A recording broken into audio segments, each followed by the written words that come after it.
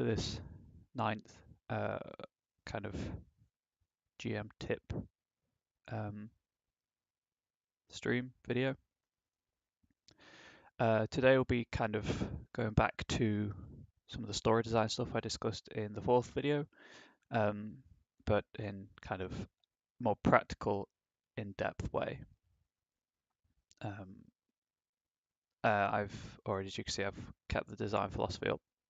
Simple, interesting, have a purpose, and I'll talk through those in due course, but as by now the established formula, recap of the previous session. It was just a big fight with a undead warlock using the deathlock statistics from Mordekainen's Tome of Foes, I believe it was. Could be wrong on the book though. And the players enjoyed it, and I was completely open with them because solo monster encounters aren't great in 5th edition Dungeons and Dragons. I did boost its hit points to keep the fight interesting and not over too quickly. And they enjoyed it, even though there were some minions. Didn't really do much. Most of the actually the threat came from the minions, although the players kind of ignored them. But 3 of them went down. Kind of towards the end of the fight, so the dungeon served its purpose. And the feedback I got afterwards was that the fight was challenging and enjoyable, so that was good. I used the end of the fight to again seed the idea of this figure behind the scenes, Archfey Lord, and when the warlock died, I narrated how the 2 survivors, because they were standing well back, taking care of minions rather than the actual, and just kind of using ranged attacks rather than getting up close to the warlock and its bodyguards. They saw a woman in dented rusty plate with ragged white robes take the spirit of this undead warlock, and then in the background this Archfey Lord. They don't know who's Archfey. All they know is that twice now they've seen this figure astride a stag, fire dripping from the stag's mouth, a helmeted, a horned helmet on his head, sword of fire, and this cloak of leaves. And kind of the moment of realization of one of the players that was unconscious that they've seen this guy before was really cool. And I'm hoping at some point they might start investigating him. Otherwise, obviously, they won't know much about him by the time the campaign wraps up in a few years' time. So after that fight, they just went backwards through the dungeon. They didn't manage to. They only had enough healing potions to revive 2 of the 3 downed party members, but the time spent to get back through the dungeon allowed the rogue to regain consciousness in time for the trip back over the River Lethe. And that's where we ended it with kind of the NPC guard kind of saying, "You survived then," and then beckoning them to the camp.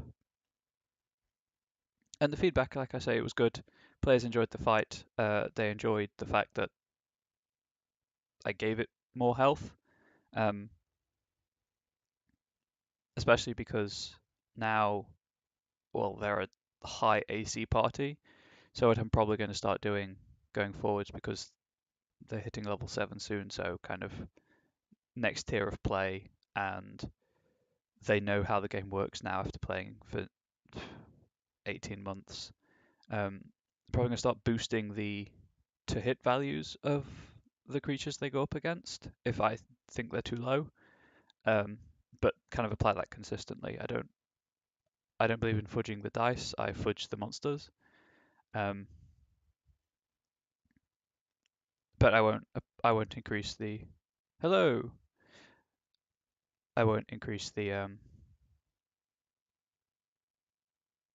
damage output of the monsters because they are still quite low in terms of health and whatnot. Uh, for the rest of the, it is a British voice. It's probably not the most interesting British voice you hear. I don't inflect much. I have quite an emotionless voice, I've been told, so I'm sorry about that. I also don't have a professional mic, so you might get pops and excess sibilance. So also sorry about that. Also, curiously, you are a ghost. I have no viewers right now, apparently. But welcome to my D&D stream. Well, kind of campaign prep stream.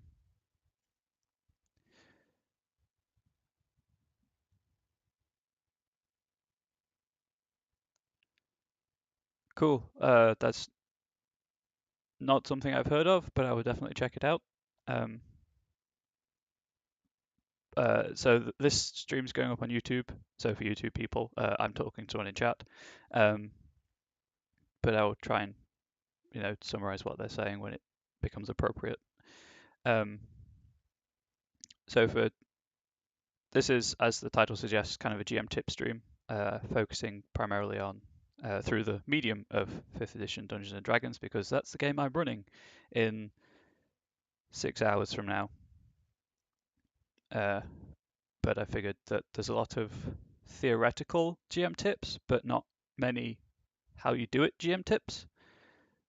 So I try and give some theory based on my experiences, and then unfortunately, no, I play in a cafe.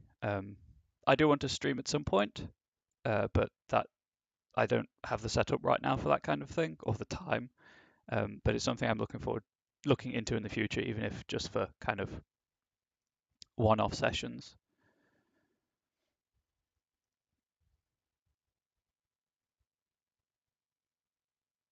You came in right at the end of my recap of the previous session, so kind of I assume you don't know what the storyline so far has been, so that's fine. I'm running a homebrew 5th edition game, and the players have kind of reached the end of the tutorial essentially at level 6 because of lingering plot lines left over from level 1. Well, then feel free to rewatch the previous 8 videos of these. Most of them are up on YouTube, same YouTube channel as the Twitch channel, Comrade Bubbles. I'm always happy to answer questions. I have a Gmail address, which I check irregularly if you have any burning questions, and obviously Twitch chat. So this might help you actually. So my storyline design philosophy is, as you can see, keep it simple, keep it interesting, and have a purpose to the storyline. So keep it simple, pretty self-explanatory. There's no point having a grand story planned out if you can't remember it. I tend to write story level by level, or well, beat by beat, I suppose, and then kind of weave it into the levels. Why, thank you. The first few videos are a bit rough, with just kind of me getting used to the whole streaming thing and getting a formula laid out. They're very much me just rambling for about an hour. But if you post in the comments on YouTube, I will get back to you if I can. So yeah, I write out beat by beat. I prefer character-driven campaigns. So in my previous video, I talked about guided campaigns, which are the more kind of traditional, go from point A to point B. Yeah, that's fine. That you'll notice there's no fancy graphics or video, so podcast is fine. That's primarily what I expect people would do anyway, especially with hour-long videos.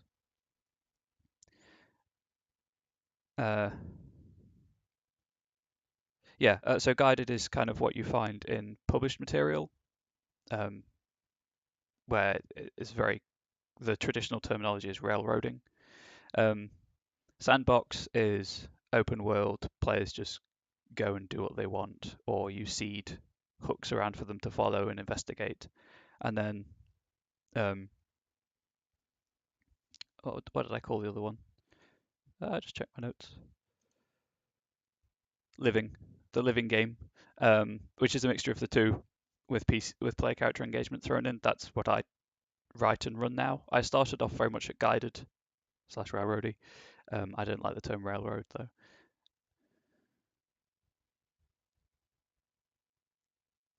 Yeah, well that's fine. I've kind of come at it from the other way. I started, so for YouTube's benefit, um, I'm not sure if the X is pronounced, but xcat slash cat darkness in chat um, is just talked about how they're writing out the world they're planning. So my campaign is similar. Players have started out in a city where they've been for 6 levels, and now they're just kind of getting to the point where they can explore the world or outside the city. Primarily, that was just convenient plot hooks for me to get the players invested in the game because they were all new to D&D. Cool. Well, whichever you prefer. I'll try and remember. I know some people have X's that aren't pronounced, so sorry about that.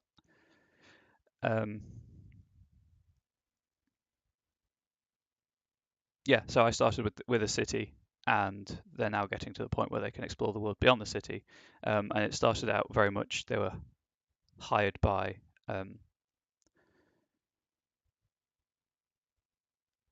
It would.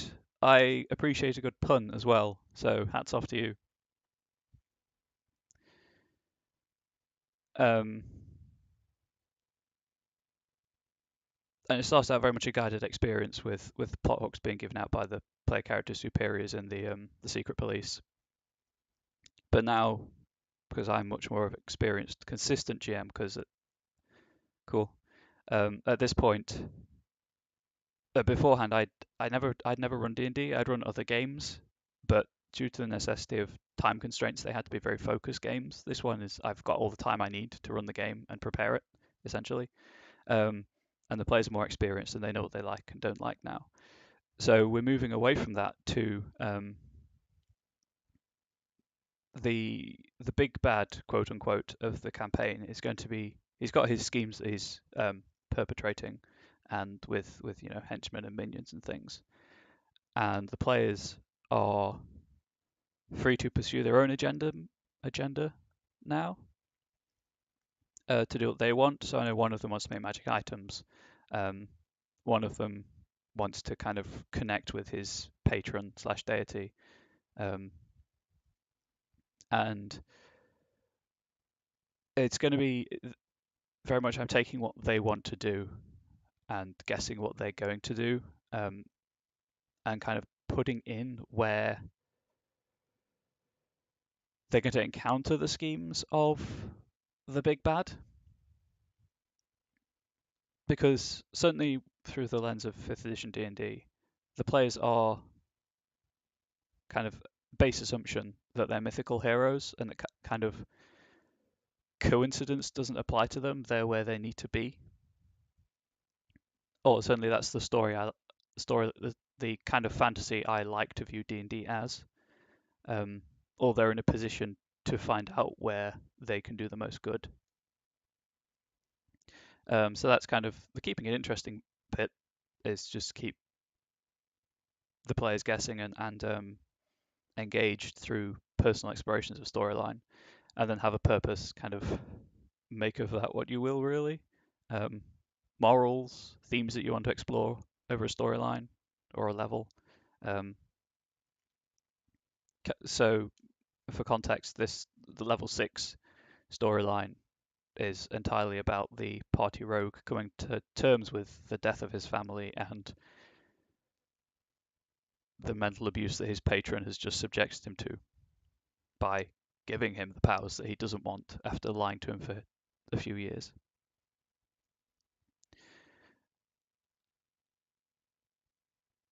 Um,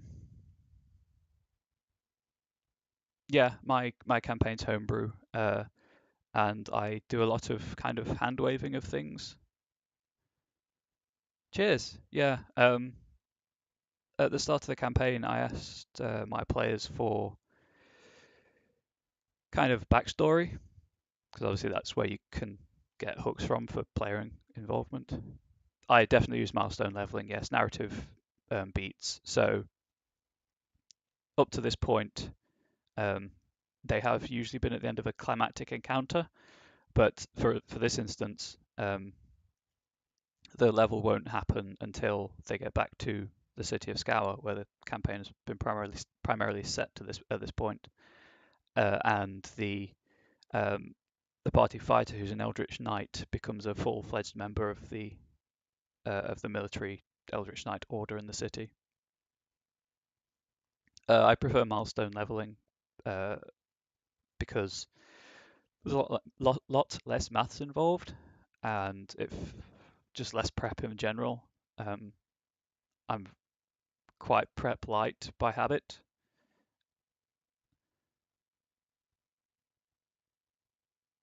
Great, yeah. I've I've struggled with monastic traditions and homebrewing monastic traditions. Personally, I prefer to write new classes based on what there is.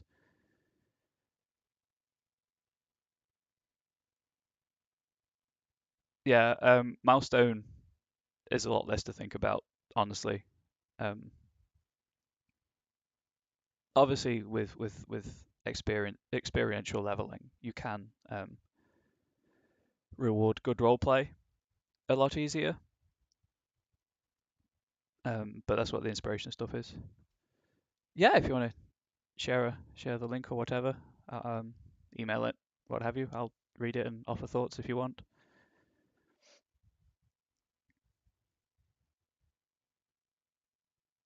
Uh, Cheers. I will uh, probably give that a read after I've done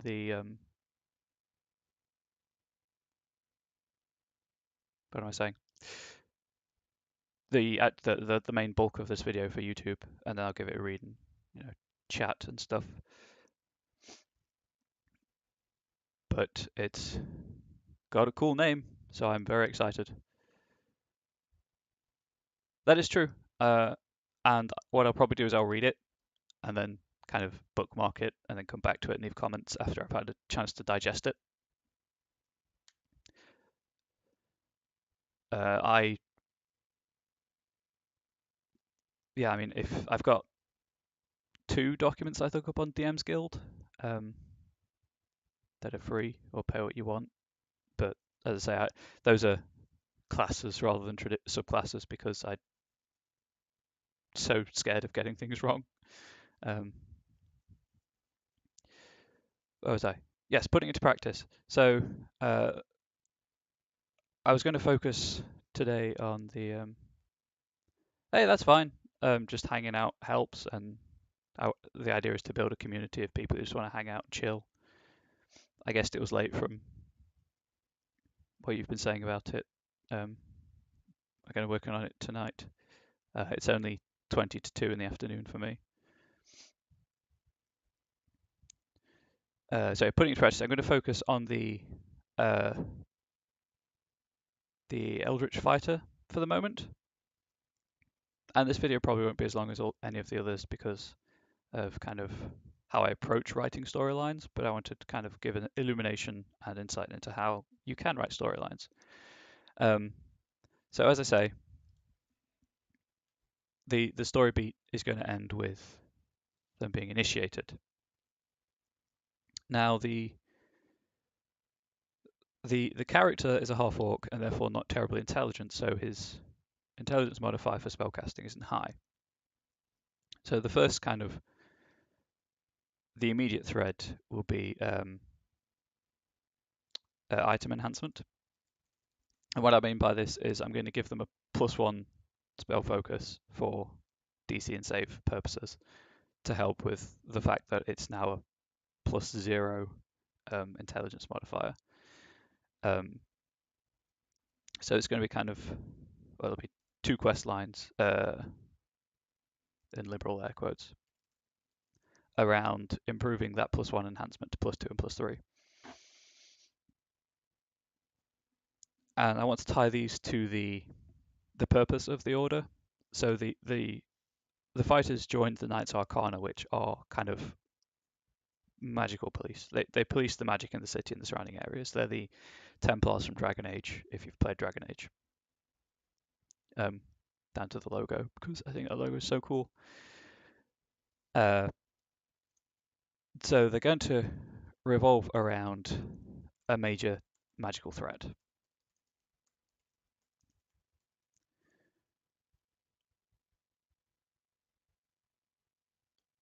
Oh yeah, hinging things on the one player is definitely a problem. Which is why I've taken the villain does stuff in the background route and then tying that into all the story threads. So the closest I've come to that is the oh geez that sucks. As I was saying, the closest I've come to that is the party warlock. I should clarify. Well, I mean, as canon endings go, it's final. So I've got 3 player characters with warlock levels now. Only one of which started out as a warlock. So when I say party warlock, I mean that one. And their patron is the Raven Queen, from the Unearthed Arcana. And the closest I've come to kind of pinning one character into the main plot thread is that character, in that they've got clues that can lead them to places where I can easily drop in the main storyline. Oh, yeah, so explosion through magical means even better. The campaign I play in, we discovered that the party sorcerer is it's not plot critical, but very important to plot. So at around level, I think it was 10, no, 9, we realized that the entire campaign was one long escort mission. But because he can die and we know how to prevent bad stuff happening when he does.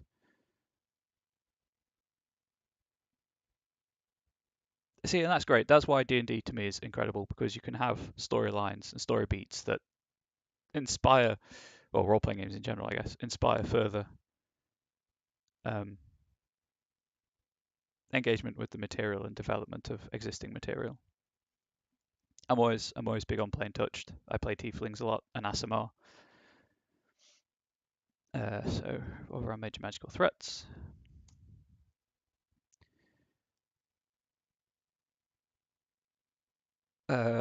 One I'm pretty sure is going to be an orc shaman,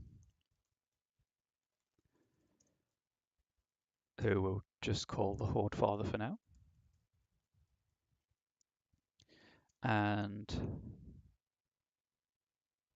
kind of tempted to have a magical illness, just to invert expectations. Of course, I'll be honest, Cat, if I like anything from that, I might adapt it for my own game if that's cool. But I'll read any and all material, because I should never stop learning and developing, especially in role-playing games. Something I plan on doing. That's a cool name. Something I plan on doing when this campaign's wrapped up, or kind of maybe with the player's permission, when the first arc is wrapped up, is sharing the campaign journal up to this point. We'll go with the magical illness and flesh it out later, maybe.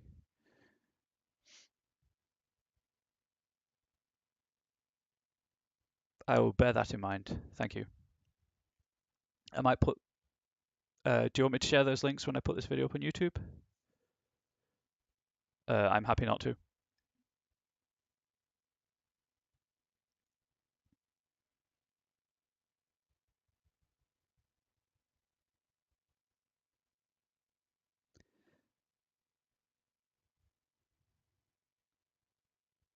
Cool.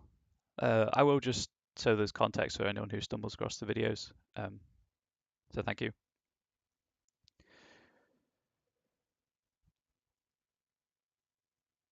So this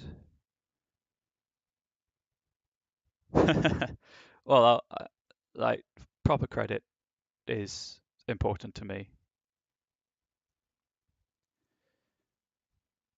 and I firmly believe in crediting everything that I use or encounter where it's interesting and that people should read. What's I going to say? So the Orc Shaman part of that threat is almost definitely going to be related to main quest. Again, in liberal air quotes, there is no main quest. It's what the players decide to do because it's player-driven choice. And we're here to tell a story. Our story, not my story. So that's that. And then magical illness right now, probably going to revisit. And if anything occurs while I'm talking out loud, then I will probably add that to my notes now. But otherwise, I'll just revisit later on down the line. Tab to insert some spaces. Hello!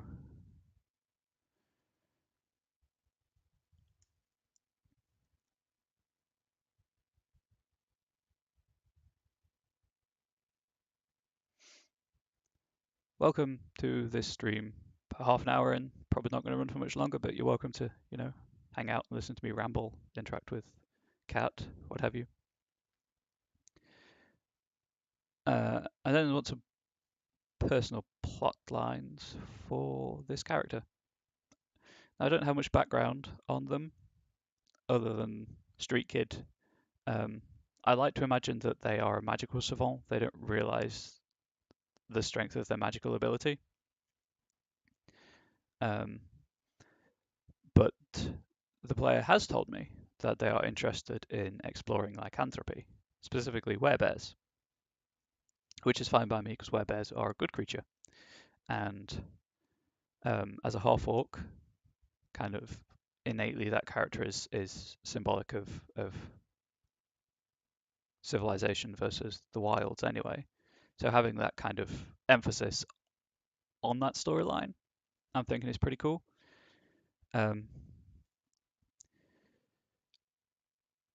So I guess,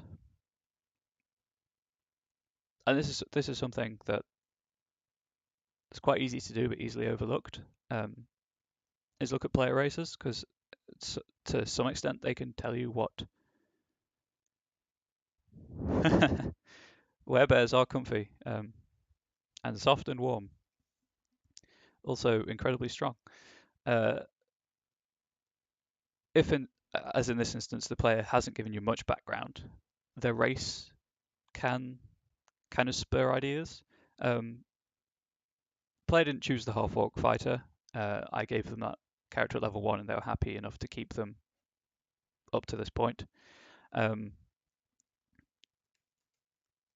So it's going to be a civilization versus wilds kind of theme with werebears. And the trick I found is obviously if you're designing a storyline for a character, whether in this style of game where it's kind of the primary expression of that character,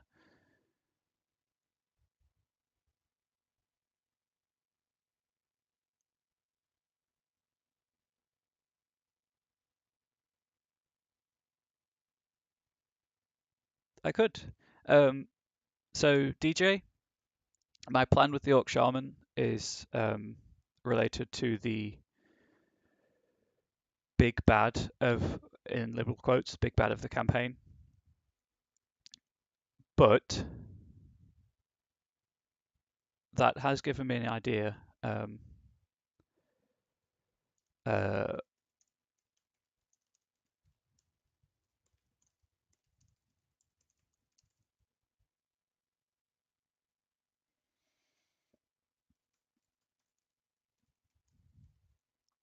to give them an alternative to just killing the shaman. And Cat, that is a great idea. A lot of the kind of backstory stuff so far has been adventuring parties, just because that's what the players gave me, or they're just not from the city, so they haven't had a chance to experience it. So having that tied to the city would be good. Um, just add that.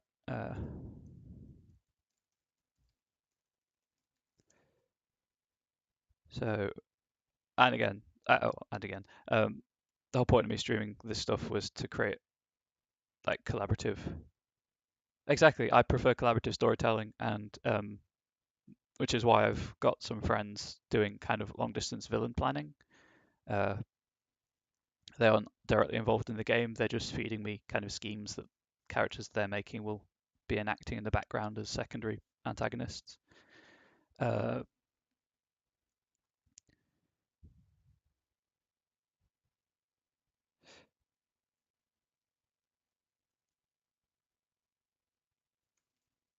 so for now, we'll just have the NPC, sorry, in the background as part of the Whispered Promise, which is the Thieves Guild in the city.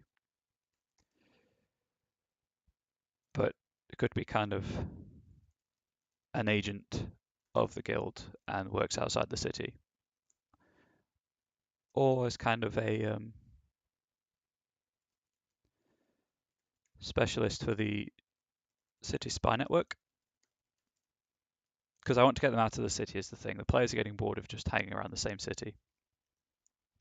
So having them meet someone they know in the wild, obviously it gives them a link to the campaign and stuff, but is not the city, and I'm getting bored of the city if I'm being perfectly honest after 18 months. That's why the campaign ended up in the Shadowfell. Civilization was Palestine's Webers.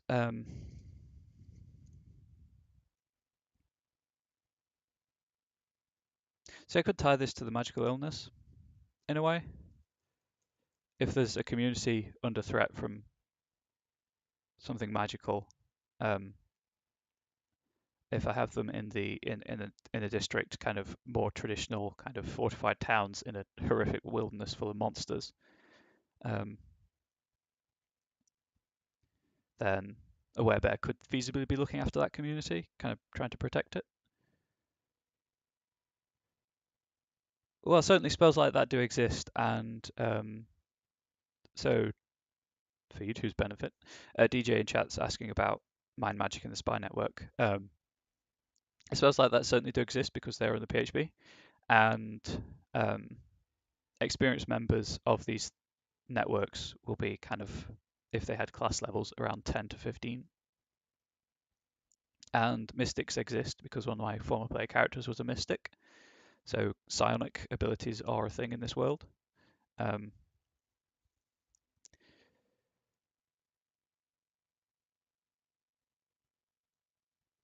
so yeah, it's quite feasible they would be able to steal memories and thoughts if they needed to, if social influencing didn't go their way. Um, but that is 100% not the character of this fighter. Luth is a very blunt person.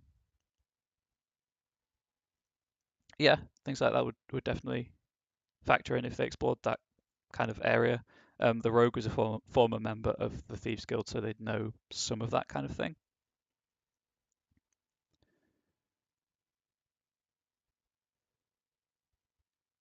Uh, I do plan to include it. Um, I flicked through the Ravnica book and it did look cool. I just have yet to own it. That's probably something to look into in the new year, but I'll bear that in mind. Thank you. DJ, or chocolate if you prefer. Hey, cantrips are spells, they're just level 0. They're a magical effect, they're affected by anti-magic zones, they're a spell.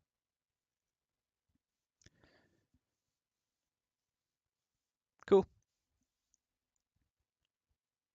You know, it's lazy just to go with the first syllable, so I'll probably just stick with that. The only area on the continent that the players are exploring through this campaign that I haven't got any link to, apart from the party warlock who's got these kind of 4 places that he needs to go to free his goddess, is the desert. And I think it's a great place to explore civilization versus the wilds because of the way I've set up the desert. So the desert's the dwarven kingdom, and the dwarves live in crevasses and mesas and wadis, I suppose technically. Uh, so they're constantly fighting against the creatures of the desert and against the sands themselves and the weather systems there. And because the dwarves are there are trading enclaves. So trading enclave kind of under threat from illness,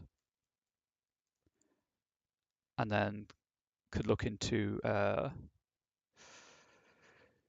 of Bedouin spiritual practices and things like that. Yeah, I mean that's what I thought. I've got traditional quote unquote forest elves, but they aren't the masters of their domain. They know how to survive there, and that's it. And kind of mountain dwarves are a bit overplayed. I like deserts, and I like having a different culture to explore.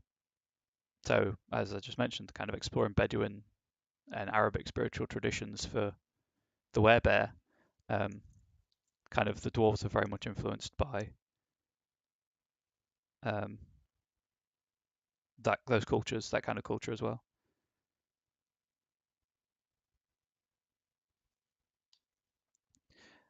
So trading enclave under threat from illness. It'll be a mixture of peoples.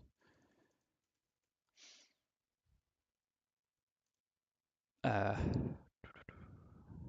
as I say, I don't have a firm idea of the magical illness right now. Hey Kat, you do you. That sounds really cool to me. Big fan of original ideas. Obviously tropes and things have their place, but also uh, as homebrew campaigns suggest, I'm a big fan of making your own stuff up.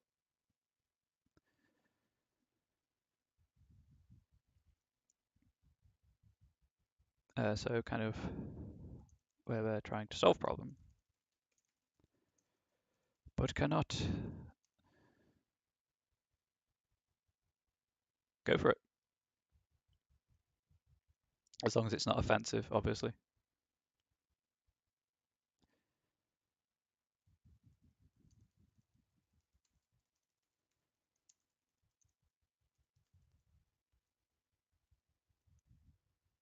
And because it is homebrew, I might do some syncretism with Native American spirit journeys, or Mesoamerican spirit journeys. 100% DJ, yes. All the plot lines have been done at this point, and kind of for me, the greatest feeling is taking inspiration from something or from multiple things and seeing it work either at the tabletop or in fiction, because I write a lot as well. Of course, I'm happy to see resources, more material for me to steal shamelessly from. Yeah, so Weber's trying to solve this illness, can't, has species of help, leaves him on the spirit quest.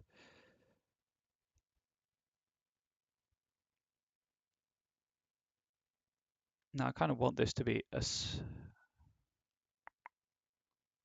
not a violent solution, because at this point the half-orc solution to everything is violence, and I kind of want to push that, or push against that. So we'll just go with Unquiet Spirits for now.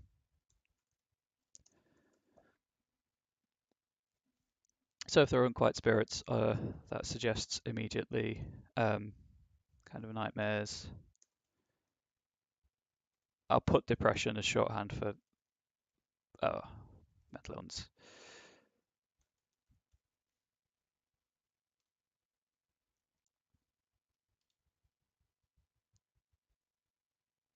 Okay, that immediately puts all my maps to shame, Cat. Like, no question.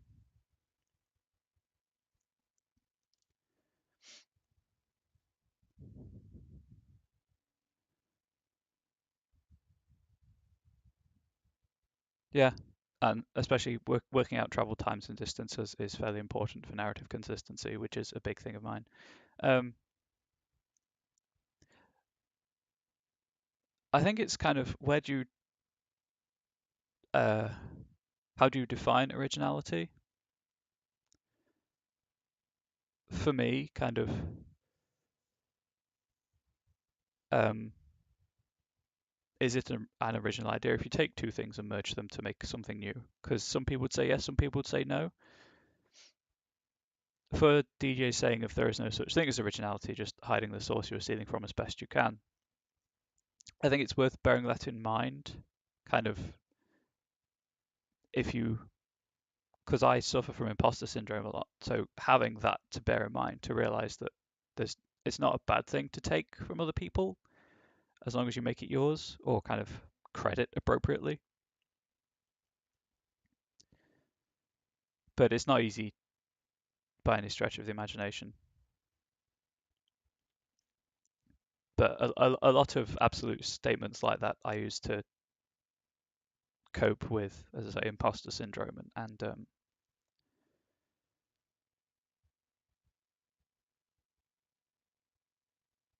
exactly, Cat. That's a great analogy.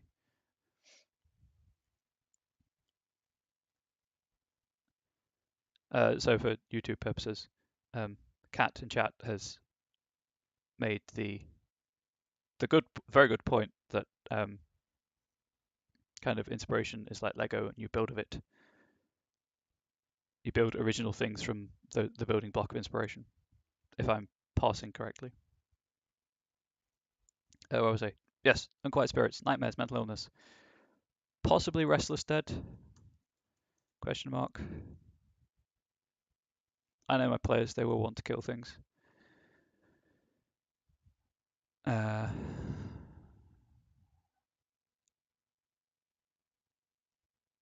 so the werebears representing the wilds, the people of civilization,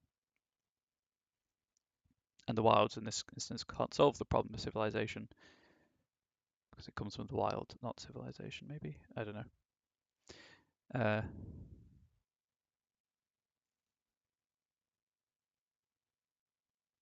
Could probably strengthen the link between wilds and civilization through the unquiet spirits. Why they're quiet.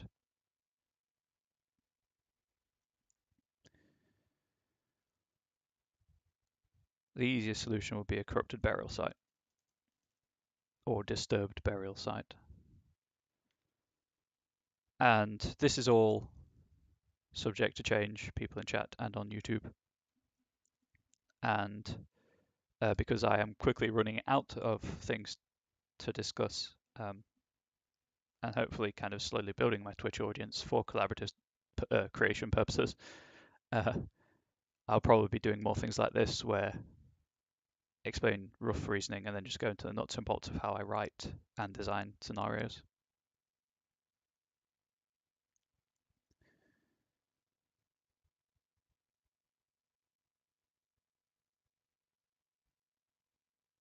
That's true.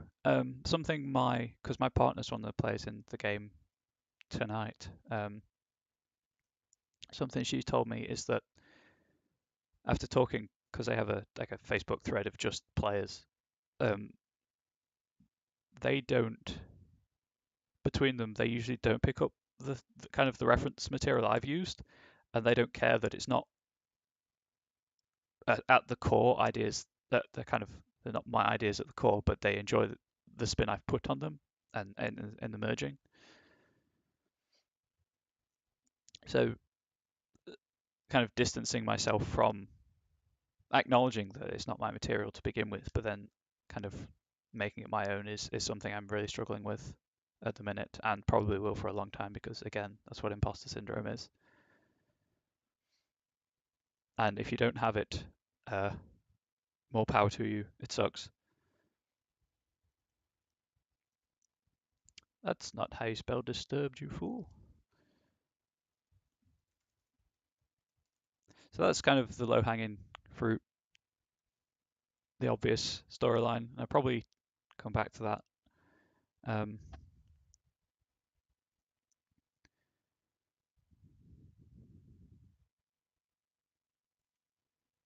what I could do, uh, start a new line, uh, NPC from background.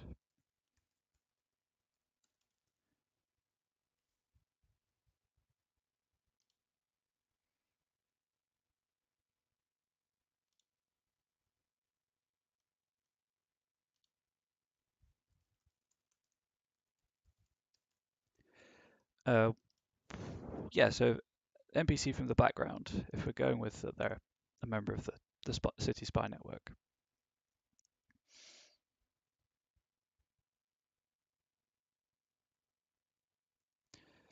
they could just be living in kind of the home of the spirits. What that means, I'll determine later. Hey, that's fine. I wasn't going to share it. Uh, your artwork is incredible, and I wish I could draw as well as that, or art as well as that, I guess. Um, so it's brought life to a place of death,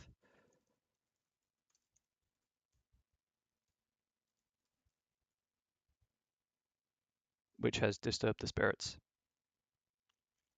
So it's not a traditional corruption.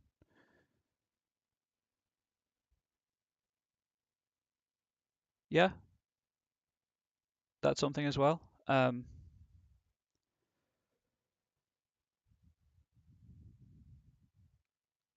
Or it could be kind of a perfect storm of the two factors. There's too much life and too much death, and the balance is completely out of whack.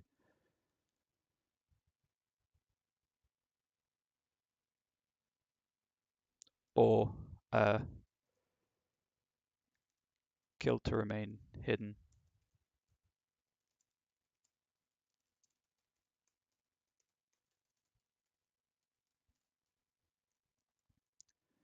And the solution could be finding a new hallowed ground, a new hallowed ground for um, previous occupants of this burial site.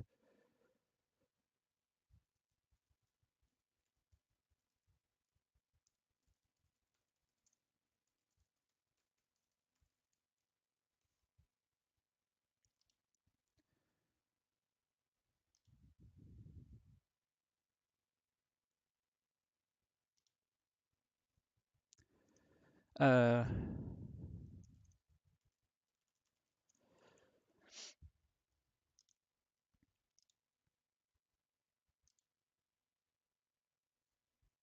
so, as I said, I like keeping everything simple. Um, so the party warlock's kind of got one main storyline related to releasing his god. Um, I guess this is all really one main storyline for the half orc in terms of advancement through the ranks of the order that they've just joined, or they're going to join, but using that to highlight character development opportunities. So I should probably put that here so I don't forget. Related to the main quest, minion of Big Bad.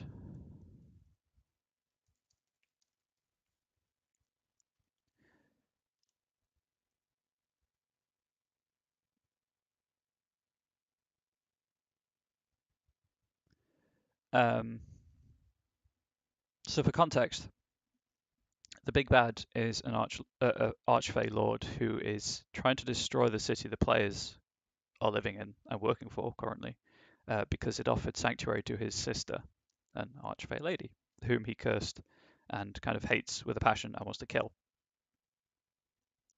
Um, and he's tried taking it down through political means, and the players kind of the storyline for the next level will be them wrapping up their tutorial quest and tracking down his pawn in the city, essentially. Uh, and because he's abandoned that plan, he's now going after orc tribes and is going to try to unite them um, in just a horde to overrun the city and destroy it.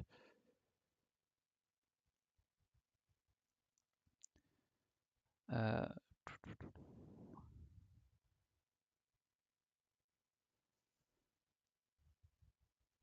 so I thank you for reminding me, Kat. I honestly thought I'd put Restless Undead there, and obviously I hadn't. So Restless Dead. Thank you for reminding me. Um, yeah, so I was trying to unite orc to create an orc horde to overrun the city, um, and destroy it that way through military might rather than political power.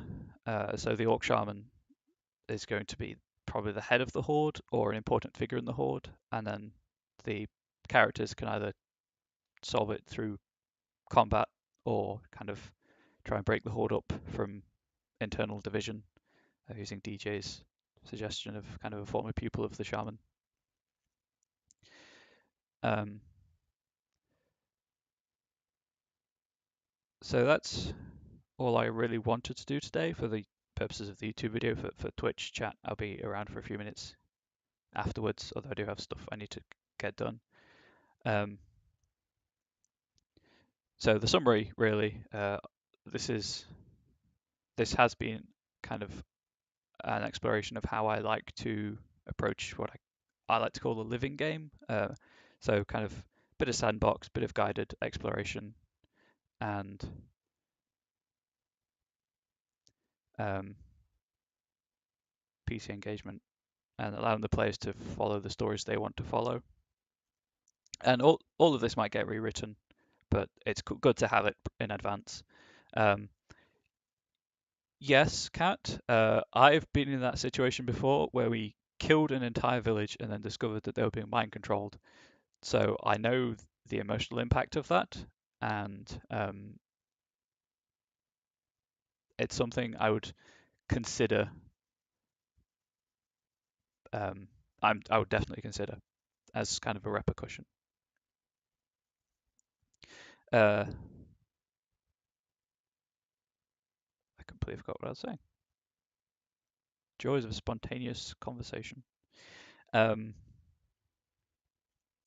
yeah, so this is how I like to. This is one way of approaching how you write a storyline for a campaign that is player driven rather than GM driven, and collaborative.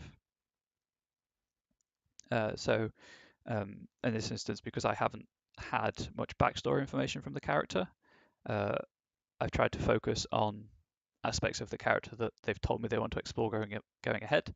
I've kept it simple just through kind of the the main theme of improving their standing within the order they've joined through kind of taking on major magical threats.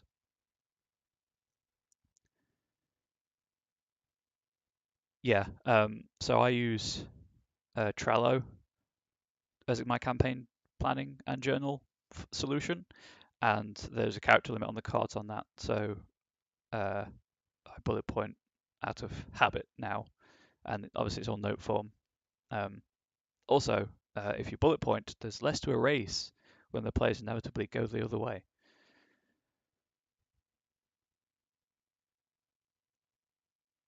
Great. Um, I will, yes. Uh, yeah, so I rather than using backstory material from the character, this storyline is what the players told me they want going forwards for their character, either through inference in that I gave them the option to join the order and they took it, or through explicit conversation where they told me they wanted to explore lycanthropy. Um, so I've woven that into their storyline. I'm not sure yet if these quest lines are going to be given to the player in terms of they get ordered by superiors or if they stumble across them. Might be one-on-one. Might also add extra quests as the game progresses, depending on how the other players' stories go. The good thing about both of these bullet points is that they are pretty much setting agnostic, so I could drop them in anywhere, which is what, as I've previously discussed, having that ambiguity to two scenarios and nothing's fixed until you say it really helps pay off in this kind of living campaign. And also having something that's tied into the main quest obviously gives the player the spotlight for that moment, and also while also allowing you to explore that player as not part of the main quest. And having that balance is important, especially because I have a large table at 6 players, possibly 7 next year if one of my players manages to come back after work stops ruining his social life. So having a fine balance between giving players the spotlight in terms of main quest progression and in terms of personal progression is important to me, and it's difficult balancing it for that many players, but it's a challenge I enjoy, and having 6 players is great. Kind of, I've had 2 people in chat talking to me, and we came up with some great stuff. So behind the scenes, so when the players get this, that's 6 more. Exactly, Cat. Luckily, my players do. I'm weird. I don't. I'm not. I'm not good with people in terms of small talk and conversation, but I'm good at reading people, and I can generally get a good enough feel for the table to know where I can interject to spur them along or to change the topic. But as you pointed out, upscale, it's just up chat. It's just a skill you need to practice. But yes, it can be difficult, especially because yeah, character drop in drop out is always a problem. And as I mentioned to you at the start, I play in a cafe, so noise level can be awkward sometimes. And then kind of the purpose of the storyline is to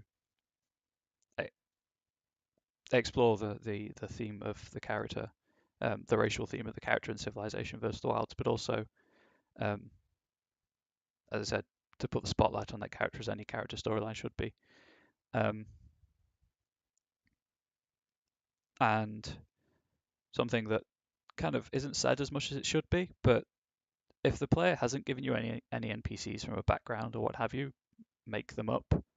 Kind of them not giving you material is essentially giving you carte blanche, as long as it's done respectfully to make stuff up. But I think that's where kind of the YouTube stuff's going to end. If you have any thoughts, comments, criticisms, or what have you, there's a comment section on YouTube. These are all up in a playlist, or kind of will be up in a playlist if I get around to uploading all the videos. Obviously, the subscribe button there lets you know when I upload a new video. At the minute, it's irregular, but I'm trying to get better. And if you are around on Monday afternoons GMT, around 1:30ish, consider following the Twitch channel. I will try to do these as long as I can think of things to talk about. Sometimes it might just be collaborative stuff with chat or rolling on tables for ideas. But I'm going to keep trying to do these practical GM tips rather than just saying why you should do something. I'm trying to show you why I do it, so there's kind of context there. Um, but until next time, YouTube, kind of have a good one.